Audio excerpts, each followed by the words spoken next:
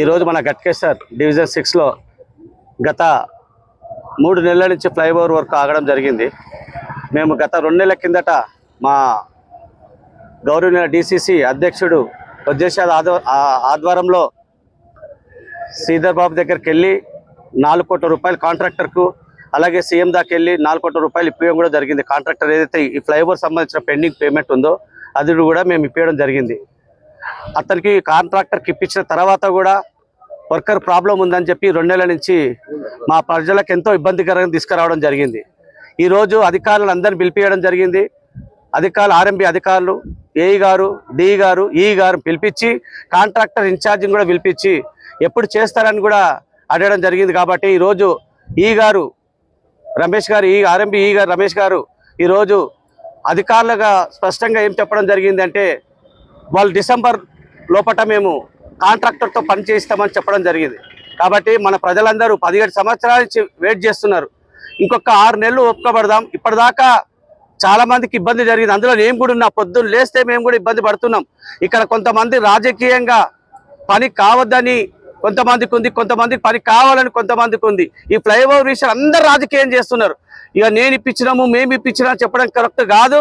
ఎవరు ఇప్పించారో ప్రజలకు తెలుసు. ఈ ఫ్లైఓవర్ స్టార్టింగ్ నుంచి ఎంత కష్టపడ్డారో, ఈ 5 సంవత్సరాలు ఎంత అయిందో పనేది ప్రజలకు అందరికీ తెలుసు. నేను చెప్పుకుంటే గొప్ప కాదు.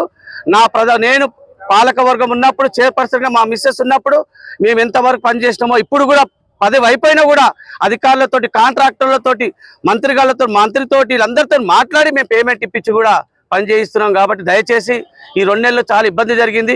కొంతమంది కాంట్రాక్టర్ని ఒత్తిడి కూడా చేయడం జరుగుతుంది.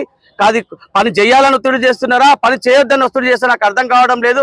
ఎందుకంటే కార్పొరేటర్ ఎలక్షన్స్ వస్తున్నాయనే ఉద్దేశంతో పని ఆపాలని కొంతమందికి ఉంది.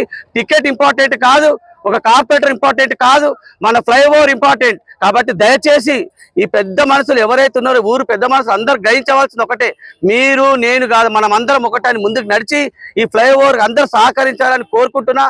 అంతేకాకుండా ఈడ రాజకీయం, ఫ్లైఓవర్ ఇక్కడ రాజకీయం చేయకండి. దీనికి యువత ఎంతో సపోర్ట్ చేసింది, జేఏసీ సపోర్ట్ చేసింది. అంతేకాకుండా సీనియర్ నాయకులు అందరూ సపోర్ట్ చేశారు, మాజీ సర్పంచులు సపోర్ట్ చేశారు, మాజీ ఎంపీపీలు సపోర్ట్ చేశారు, మాజీ జెడ్పీసీలు సపోర్ట్ చేశారు.